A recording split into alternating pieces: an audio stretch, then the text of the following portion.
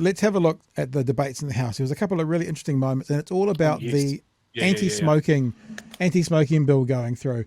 Chris Hipkins, I'm not sure where he found them, but he found a pair of testicles somewhere and he inserted them to the right place because he was going bananas today. And he made a very good point about his I'm not spoiling too much, but his grandmother smoked because she didn't know. His parents knew something. And how come you guys in government don't know these things that they learned about smoking? Have a listen. Would have allowed me to do that.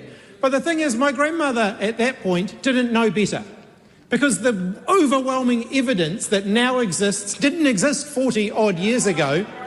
My parents were more aware of the risk of smoking, but my grandparents were not. So that was their excuse. My question to the members opposite is simple. What's your excuse? Because the evidence is now overwhelmingly clear. 12 people a day in New Zealand die from smoking-related illness, and this government wants to liberalise the sale of tobacco. Where is your moral compass? What is it that has happened between pre-election and post-election that has forced you to completely abandon the platform that you campaigned on? Why is it that you now believe that liberalising the sale of cigarettes is an appropriate way to raise $500 million in revenue every year so that you can fund tax cuts that will disproportionately benefit the wealthiest New Zealanders? Can I interrupt the member and remind the member not to bring the Speaker in? This is very good. I am not, Madam Speaker. In fact, I made it very clear that these were questions to the members opposite. But thank you for doing the government's bidding by interrupting my flow. Excuse me, the member will stop. No moral compass whatsoever. Excuse me. Do not bring the Speaker into your debate and do not disrespect the Chair. I will ask the member to withdraw and apologise. Do not disrespect me by interrupting me with a point that is not relevant. The member will resume his seat. Oh, there you go. So it's a bit of argy-bargy. It's like, gosh, who is this? Where's this all come from? Where has he been? Yeah. Like, I don't care. Like, I hope the Labour Party have employed someone to just hide in Chris Hipkins' office, jump out, smack him in the face before he goes into the House. Get him angry. That's what we want to see. These guys have rammed through some of the most regressive, they've abandoned all of this work around stopping smoking. Do you know one of the things? That you can't have a tobacco store next to a school. That's fine. Yeah. That's fine now. Yeah. Like, just insane. We actually had Chloe booked on to come in tonight. I was actually a bit kind of like, how are we going to juggle this? But she said yes. I was going to have her at 9:30, but they've been debating in the House tonight, so they pulled out. So we'll probably have Chloe next week. That whole conversation that they had earlier in the week about there's not enough time on breakfast, so she was going to come on. So hopefully we'll get her next week. She doesn't have quite the same anger and shoutiness as Chipkins, but as she is wont to do, brings out the research and the evidence. And how can you argue these points she makes? Mr. Speaker, my question for the House is, who asked for this?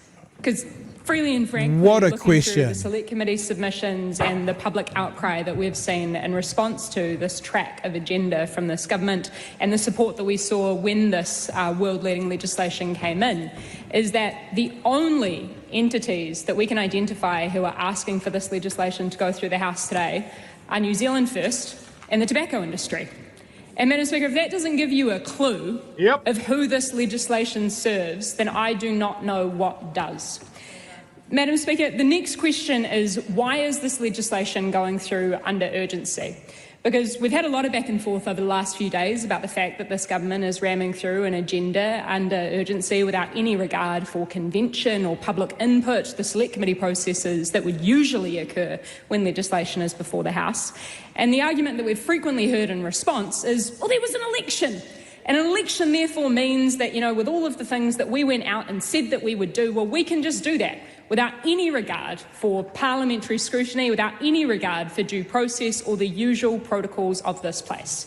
And Madam Speaker, that kind of leaves us with the outlying question of whether it's the case that this government sees that simply because there's an election every 3 years that we can revert to authoritarian rule outside of that.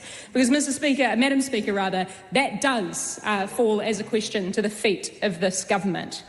Because what we have here is a piece of legislation that, as so far as we can identify, has only been asked for by the tobacco industry and by New Zealand First. It's going through under urgency by virtue of the fact that that exists as a commitment in the New Zealand First National Coalition Agreement. But the next question then becomes, what does this legislation actually seek to achieve? Because I've got to be honest with you that I've heard some really Orwellian and completely contrary and contradictory statements from the government on this. They're saying that we're reverting back to a track by which we were already seeing a decline in smoking rates. That is what existed prior to this landmark legislation. But the really simple question for them, which they have not been able to front up to and be honest with the New Zealand public about, is that this legislation must, by virtue of the evidence and the advice that they themselves have commissioned, will result in a slower decline in rates of smoking in this country. What that means, Madam Speaker, by matter of fact, is that more New Zealanders will die as a result of this legislation going through the House. That is a fact. That is the evidence. That is a fact. It is unrefutable. And I dare any members of the government to stand up and say that, to say the opposite.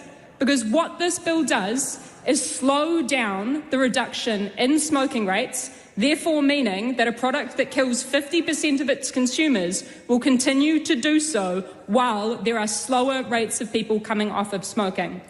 There you go. So, I mean, I know we often come in and out and chat about stuff, but like, what else can you add? It's not questionable. All the research already says at least 8,000 more people dead by 2040, and like we've been saying for the last couple of month and a half, the two biggest, happiest entities for the first 90-ish days of this government are petroleum and big tobacco. Now, I don't think that's really even challengeable either. They're the two commercial entities that will be the happiest because nobody's asked for this. Yeah. I think that's a great question. Who's asked for this? Who's been agitating for this?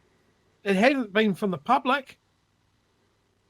Like, there's been nothing about this. You've seen what has been shown to be an AstroTurf group from the taxpayers union of dairy owners wanting to keep selling smokes because their profit margins will tank, and apparently all dairies in the country will disappear. But again, that was an AstroTurf group set up by the Atlas-backed taxpayers union, so that's not true. And then we've got a health minister, associate health minister. Trying to take excise, you're talking about the excise tax off cigarettes? Yeah, taking excise tax off. Yeah, associate health minister plugging for big tobacco and worried about the tobacco industry, the twilight years of the tobacco industry in New Zealand. Is anybody sticking up for the tobacco industry? Oh, the poor tobacco industry. It's not a New Zealand-owned industry. It's not a New Zealand-owned business. It's a big multinational corporation whose aim is to sell a super addictive product that kills its users. Half of its users. Like, it's a massive drain on our healthcare. Yeah. Like, there's no benefit there at all, and nobody's asking for this, and even smokers would be probably the first to agree of smoking's not that good, and maybe we shouldn't let people do it. So we've been on a multi-generational trip to stop people smoking, and everybody's has been reading from the same book that it's a good idea, and then we get this government, this three-headed fucking monstrosity that goes, no, put the handbrake on. There is so much conflict of interest. There is so much collusion. And there's so much just, what's the word? It's just people are getting paid for this. Tomfuckery? shit fuckery, to borrow a term from Shitfuckery. Juice Media. Like it's mental. I don't understand it. And someone said, what's the speaker's problem? The speaker's problem is that she's overdue for her 4th lightning strike. That's right, her 4th one.